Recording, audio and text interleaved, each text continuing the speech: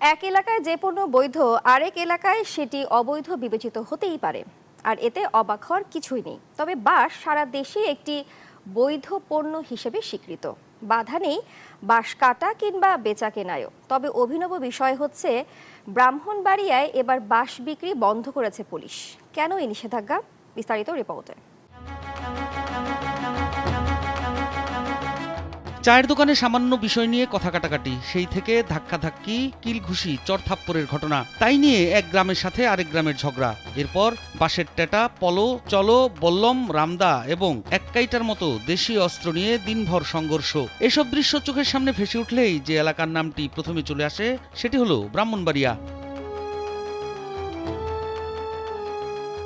ব্রাহ্মণবাড়িয়ায় সংঘর্ষের সময় যেসব অস্ত্র সাধারণত ব্যবহার করা হয় সেগুলো লোহার কাজ করা কামারদের হাত দিয়েই তৈরি করা হয়ে থাকে। তবে অনেক সময় তাদের মিথ্যে তথ্য দিয়েও কেউ কেউ পলো বা চলো বানিয়ে নেন।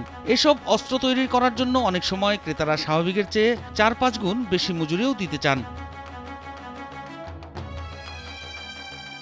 এই এলাকায় তুচ্ছ ঘটনাকে কেন্দ্র করে দুই পক্ষ দেশীয় অস্ত্র নিয়ে রক্তক্ষয়ী যুদ্ধে জড়িয়ে পড়ে মাঝে মধ্যেই। এমন পরিস্থিতি ঠেকাতে নাসিরনগর উপজেলায় প্রায় ২৫টি গ্রামে অভিযান চালিয়ে ৩,০০০-এর বেশি দেশীয় অস্ত্র উদ্ধার করে পুলিশ। এসব অস্ত্র উদ্ধারের ঘটনায় থানায় ৩টি মামলা দায়ের করা হয়েছে। এবার আরেকটি যুগোপযোগী কাজ করল পুলিশ। একটি অভূতপূর্ব বৈঠকের আয়োজন করল তারা। উপজেলার ৫০ জনেরও বেশি কামার ও বাঁশ বিক্রেতার সাথে বৈঠক করে কামারদের দেশীয় অস্ত্র তৈরি করতে নিষেধ আর বাঁশ ব্যবসায়ীদের বাঁশ বিক্রি না করার নির্দেশ দেওয়া হয়েছে। পুলিশ বলছে, এলাকার মানুষ যেন রক্তক্ষয়ী সংঘর্ষে জড়িয়ে না পড়তে পারে তা নিশ্চিত করতেই এমন পদক্ষেপ।